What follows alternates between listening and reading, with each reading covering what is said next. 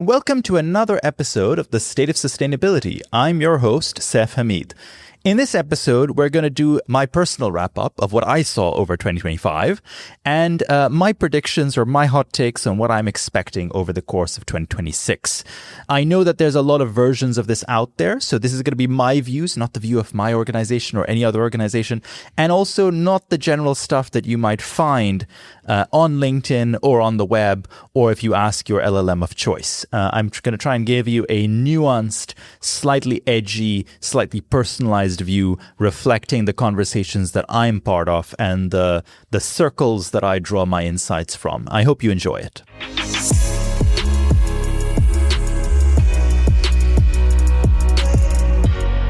I'm going to start off with what I saw over the course of 2025. And I think that we sort of predicted or expected some of this at the start of the year, and some of it was maybe more pronounced. To start with, we've seen over the course of 2025 a lot of organizational overhaul within sustainability teams. I see that both at the function level and at the team level. What I mean by function is, in multiple cases, we've seen entire sustainability functions move to sit under different functions. One of the biggest examples, I think, was Unilever, where actually a large chunk of the sustainability function moved towards procurement. That's a familiar path that I'm seeing across many other businesses where sustainability is now getting tucked in under procurement. That tends to be the model at businesses that are maybe a little larger. By larger, I mean more than a few $1 billion in revenue and a little more environmentally exposed. In other businesses, I'm seeing sustainability get tucked in under the general counsel, for example, or under the legal team. And I think that's because sustainability ends up being more of a compliance topic there versus more of a supply chain resilience topic in larger businesses or those that are more environmentally exposed. I'm seeing a sort of a bifurcation in sustainability use cases. And so those that are more reporting oriented, CSRD compliance, the new California regulations, SEC, that sort of stuff, I'm seeing move under finance teams and getting owned by finance and dovetailing or working alongside the existing financial infrastructure within businesses, which is financial controllers and financial budgeting processes and so on, kind of have ended up over the course of 2025 absorbing a lot of that compliance related ESG workload. The stuff that ends up being more sort of scope 3 voluntary target related ends up moving maybe a little more likely under procurement because it ends up being a supply chain risk topic. So this is the sort of wholesale functional shift that I've been noticing. More at a team level, I've noticed that chief sustainability officers have been going out of fashion. They came in fashion really quickly. Pre-2018, I think you'd have been hard-pressed to find more than 6 or 7% of Fortune 500 companies had a proper chief sustainability officer, which means a C-suite role reporting into the CEO. That number kind of mushroomed over the course of the early 2020s, 2021, 2022. And I'm seeing that take a massive step back now. So many chief sustainability officers that I see and know are C-suite in name only and actually report into a different member of the executive team who then reports in maybe to the CEO, maybe even to someone else. And so I'm seeing this kind of general demotion of the CSO role. Teams overall have generally become a little smaller. Most sustainability functions that I'm aware of have seen colleagues made redundant over the course of 2025. And it's no longer the sort of open season really on sustainability roles, which I was certainly seeing in the early 2020s.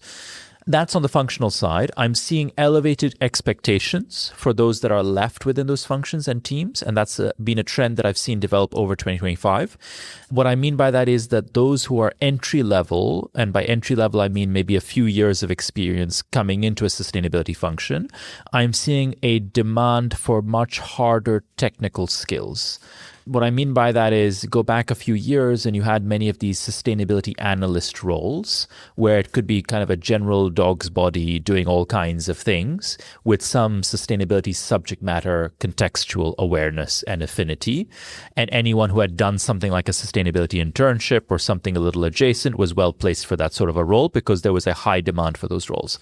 I'm seeing a lot of that on the decline, and I'm seeing a demand for much harder technical roles oriented to maybe LCA PDCA work, maybe having run supply chain programs, maybe sustainability-oriented buyers, data scientists, something a little more on the quantitative side. But generally, the role has become more demanding.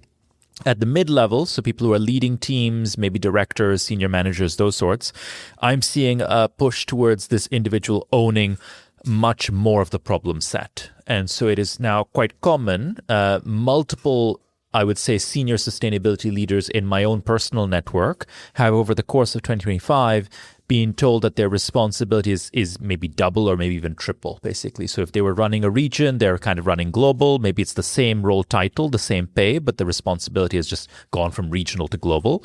If they were running, let's say, just environment, they're running environment and social, or they were running just carbon. Now they're running carbon, climate, water, and a range of other things. But generally, more is being expected of them for those that are staying in the role. I've been seeing program consolidation. I think I started seeing this really at the start of 2025, and that played out all across the year. What I mean by that is, if I contrast to the early 2020s, it was not uncommon for me to find businesses that were targeting more than a dozen sustainability metrics. The peak that I talk about is 218 metrics or something like that, which a business that I knew at the maybe $8-9 billion revenue mark was targeting 218 different metrics within the ESG space. That has more or less disappeared, as far as I can tell, over the course of 2025. What I'm seeing now is that the C-suite is telling the sustainability function, you get 3 metrics, and really that means you get 1 metric and you get a couple of maybes. The 1 metric is typically carbon. The number 2 and number 3 metrics may be some combination of water, single-use packaging, typically plastic, maybe nature, but really it's carbon and then quite a long distance to the next one, because carbon ends up being the most heavily regulated right now. So I'm seeing this sort of consolidation. That's not entirely a bad thing, because it does tend to mean that the initiatives that are going ahead are more, the people driving those initiatives are more keen to make a big impact on the few things that they're doing. There are less of these million pilots running and more about, let's kind of do this one thing and do it really well. I know I've already mentioned Unilever earlier in this episode, but I think Unilever was one of the early movers on this, where I think they got given a lot of grief a couple of years ago for taking a big step back, what looked like a big public step back from many of their commitments. But from what I could tell, their focus was shifting towards, rather than talking about many different things and trying to move the needle on many different fronts, let's do a few things, let's do them really well, let's have a real impact. And maybe that means the targets are lower, but it's more likely to be achieved. I'm seeing more in that vein in the program consolidation territory. We saw a lot of methodological advancement. This topic has been kind of done to death in different circles, so I'm not going to go into each of the methodologies that I'm talking about, but whether you were keeping an eye out for SBTI or the Greenhouse Gas Protocol, or within the offset space, the ISVCM, or whatever the latest acronym is within that space, there were developments happening, changes being made, movement. I don't think everyone was always happy with the movement. In fact, I have yet to see any methodological shift, whether target setting or emissions measurement or otherwise, that made most people happy. But there was definitely movement. There was change. There was development. These were most of the big shifts that I thought really started coming to the fore in 2025. One thing that I had noticed start to really take shape in 2023 that just continued through all the way up until the end of 25 is this movement towards more granularity and more accuracy within the Scope 3 topic. So typically that meant moving from spend-based to activity-based data. So where activity-based emissions calculations used to be, let's say, the gold standard in 2024, in 2025, this became much more table stakes. And actually the gold standard became, okay, well, we're already doing that. Let's start refining that with maybe getting supplier-specific emissions factors or supplier-specific product carbon footprints and using those to refine the activity-based emissions factors that we're using in our Scope 3. That's the new gold standard. I expect that to be a little more table stakes over the course of 2026, but I'm going to talk a bit more about that. So that I would say is the rundown that I saw over 2025, the big themes, this sort of shift organizationally of where the sustainability function sits, this shift in the expectations of those within the sustainability function and sustainability teams, this consolidation of metrics and programs being run, advancements in methodologies, and a shift in what good looks like in terms of emissions calculations. I'm going to talk more about 2026 and what I see shaping up over the course of the year just after this. This podcast is brought to you by Altruistic. Sustainability teams have one thing in common. They all have messy data sitting in silos across the business. This means 60% or more of their time is spent getting data into shape and not making sense of that data or using it to drive action. Altruistic's AI-based tools can help. Meet Evie, your in-house, always-on-call sustainability assistant. Evie works alongside you and your teams to clean up and transform your enterprise data into usable emissions calculations. Even better, Evie helps you interrogate this data, working like the junior analyst you wish you had. AI alone won't solve all your problems, but data transformation is one you can cross off your list. Visit altruistic.com to find out more. That's altruistic with a Q. So 2026, what to watch out for? I've been playing around with drafting these, so I sort of put in my own thoughts, and then I use a range of different LLMs. And so I was using Gemini to basically be a sparring partner for some of my insights. You'll be pleased to know that I ended up discarding all the suggestions Gemini gave me. But what Gemini did tell me is that my outlook for 2026 is a cynical outlook. In fact, it even labeled it the cynical view on 2026. So take this with a pinch of salt, that this is a somewhat cynical, somewhat skeptical view on how the year plays out. But I think that it has the benefit of being realistic, or at least what I actually think the year will look like. I think that there's going to be continued pain within the sustainability space. I am seeing a lot of chatter, again on LinkedIn and otherwise, about how the great sustainability freeze is over, budgets have been unlocked, everyone is now spending loads of money on sustainability. I think this is bullshit. I actually think that the sort of sustainability slowdown has another year or so to go before it bottoms out. And so I'm expecting 2026 to be a subdued year within the sustainability space. I'm expecting the general comms slowdown, where teams talk less about what they're doing and companies talk less about what they're achieving in sustainability, otherwise known as green hushing. I'm expecting that to continue through the year. I'm expecting the momentum towards reducing budgets, reducing incremental initiatives, reducing team growth. I'm expecting all of that to continue through the year. I think that there's a decent chance that some of that shifts over the course of 2027, but I think 2026 is going to continue to be a muted year. Why do I think 2027 might look different? I think that there is a lag time on US policy shifts. And so I think that as we start to get maybe a shift in the US midterms, where the House and the Senate maybe shift hands or shift their Republican control, I think that might trigger a difference in the posture that the US takes on climate and sustainability and ESG related topics. It might. I think that if it does, there's going to be a lag of at least several months before that drives any kind of impact that those in sustainability related roles in business might see. So I think we're going to be well into 2027 before we see that taking shape. Now, one might say, the optimist might say that, hey, US policy is not actually going to be driving that much, and whatever is going to happen as a result of US policy is already baked. But I don't think that's true, because I think that what the US has demonstrated over the course of 2025 is that it is happy to weaponize the anti-ESG sentiment towards a harder negotiating position with the European Union. And so I think that in negotiations with the EU, the US is likely to push for a watering down of sustainability-related regulations. I think that risk continues. And I think that the only chance that that starts to shift in terms of just where European regulation lands, where the COPs start to deliver value, I think all of that requires some kind of shift in US policy posture globally before that really starts to materialize. And I think there's going to be several months before that comes to a sustainability team near you. So I think that this is going to be a muted year on that front.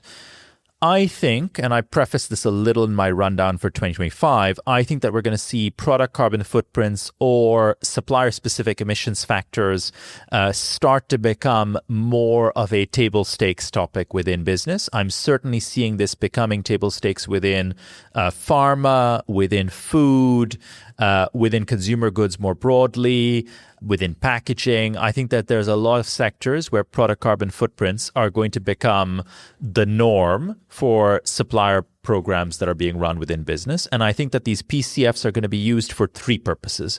One is that they're going to be woven into the Scope 3 calculations to refine the generalized emissions factors that are being used or deployed.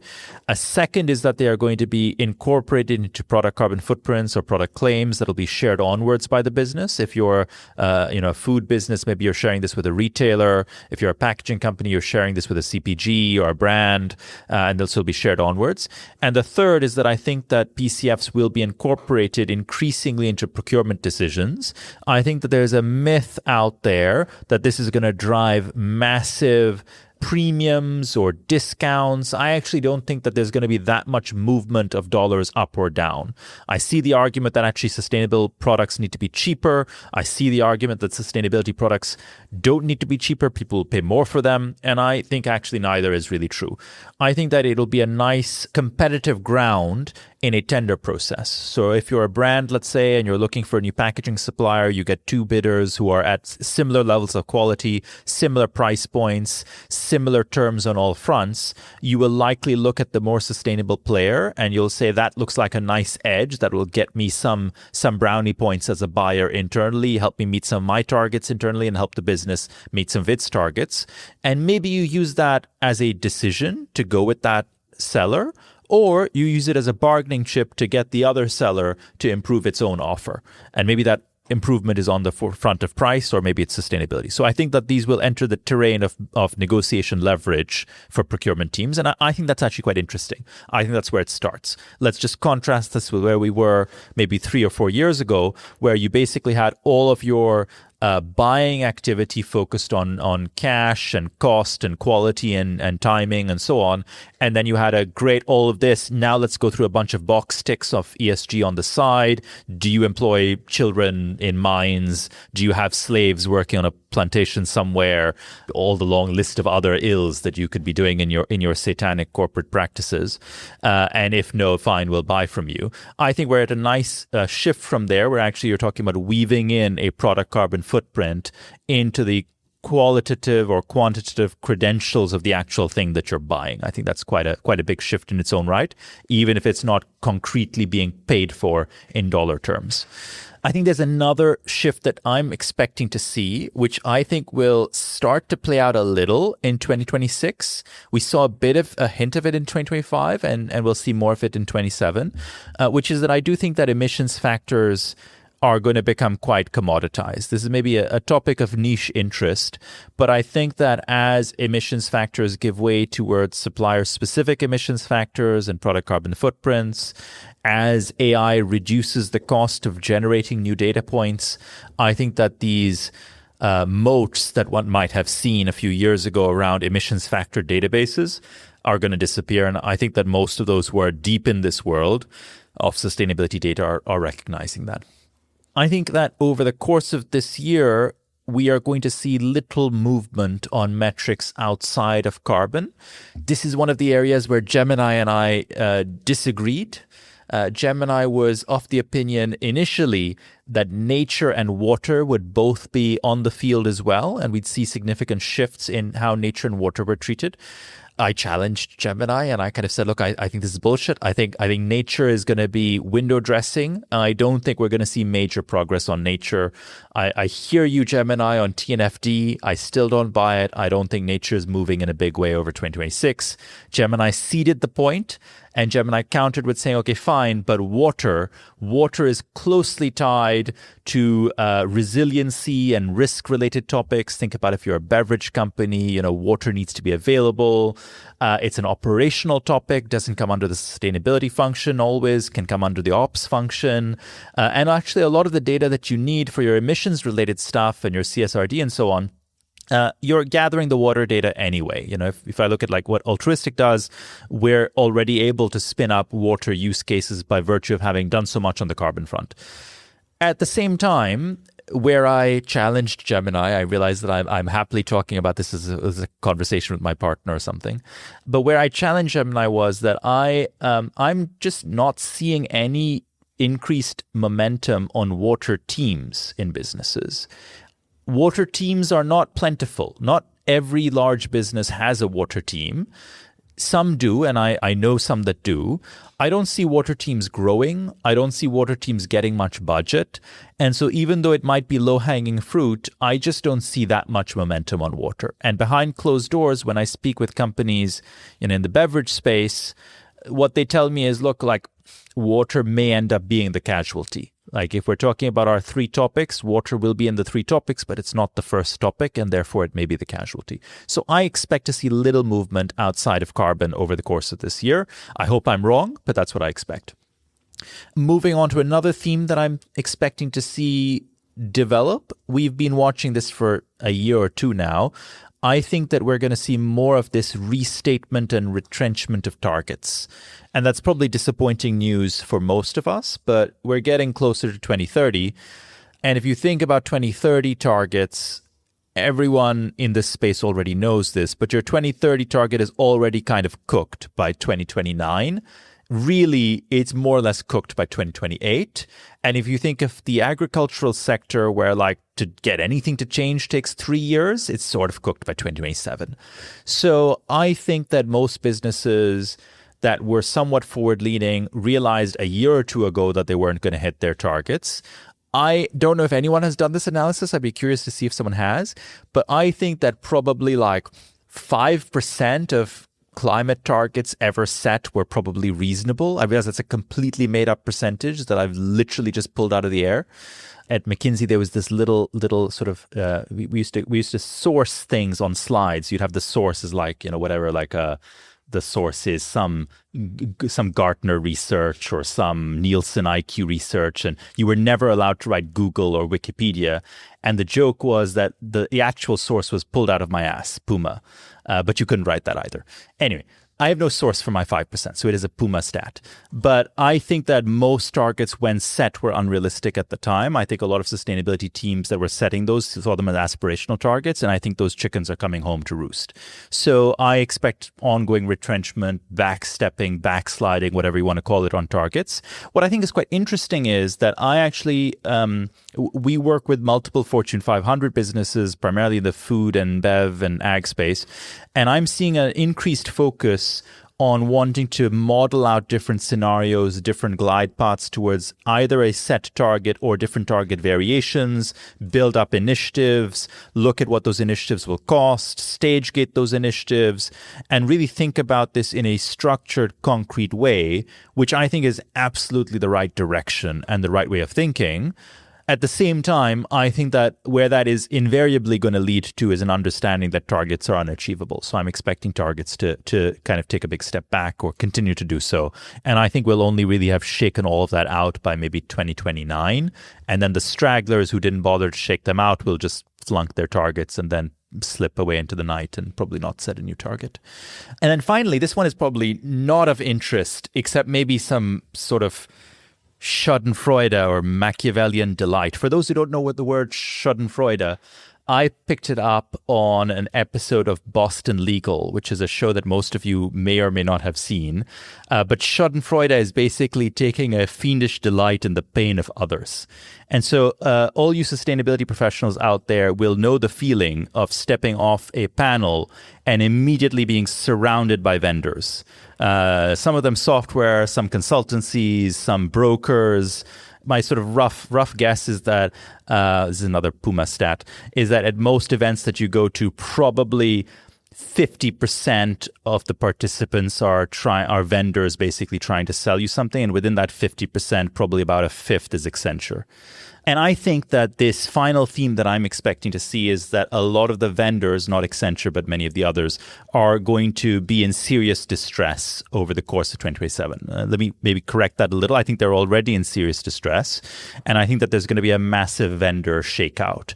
And so I think a significant percentage of the ecosystem of software, data, and service providers is in a process of either going bust or looking for someone to do a mercy kill out of their distress and kind of acquire them. And so over the course of 2025, we already saw a bunch of these, like, across the board, software services, data providers. And I think we're going to see a bunch more over 2026. For various reasons, a few weeks ago, I decided to look into the P&Ls of various sustainability consultancies in the UK. And because the UK has a love-hate relationship with business, the UK forces all mid-sized businesses or larger to publicly disclose all of their financial data on Companies House. So it is free to find for any of you who want to find information on your UK-based competitors. And if they're not there, then it's typically because they're too small to be a viable competitor. But anyway, sorry, I'm meandering. After perusing, and yes, I did actually peruse all these P&Ls for all the consultancies that you know and love.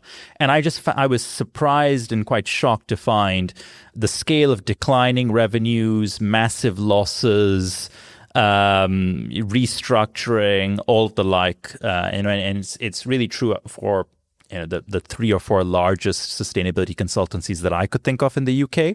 I'm sure it's true actually across Europe and North America as well. I think we're seeing a lot of pain there. Most software players end up being too small actually to disclose this kind of information, but I would expect that it's the same. Anecdotally, what I hear in our market is that there are about 80 software companies in our market, and about 75 of them are for sale and the other 5 aren't buying. I think the data landscape is similar. So I would expect to see a massive vendor shakeout over the course of the year. I think that that's going to be a source of schadenfreude for those of you who have loathed being surrounded by vendors every time you step off a panel. But I think it's also going to be disruptive, actually, for many of you who rely on their services. I know many of you will have built close relationships with consultants that you work with or software providers that you work with. And I think there's just going to be sort of pain and grief on all sides as those relationships come under pressure. So that's a slightly damp note to sort of close on. So if I sort of try and find a positive in what I'm expecting for 2026, I actually think that we're going to make pretty decent progress on sustainability. For all of this having been said, I think that what we're really just seeing is a reconciliation of what the expectations were in 2022 or 2023 versus what reality has turned out to be. But I think reality is still actually most likely better than it ever was from a progress perspective. I'm seeing more actual work being done, more stuff being done at scale, more stuff delivering value, more emissions reductions, more carefully thought through choices on what a business should buy, what it should make, what it should sell, how it should position. I think that the energy transition is still going pretty strong, actually, in all the places where it matters, as far as I can tell, whether it's mobility, whether it's electrification. So I actually kind of think there's just a lot to be very excited about, not just short term, but particularly medium and long term, about the change that we can impact. I think we're still all going to die horribly painfully, and it's going to all end in tears. But that's because I don't think we're going to be anywhere near 1.5 degrees or 2 degrees. That said, I think we're still making massive progress versus where we were certainly when I entered the corporate sustainability space about 10 years ago. And so I hope that cheers you guys up and really, revs you up and makes you ready for the year and excited to go out and do some damage to carbon. Thanks for listening to this edition of the State of Sustainability podcast. Follow the podcast so you never miss an episode as we continue into 2026. If you like the episode, please do leave us a review. Please do recommend it to a friend as well. We really appreciate all the support you can give us as we try and ramp up our community of listeners.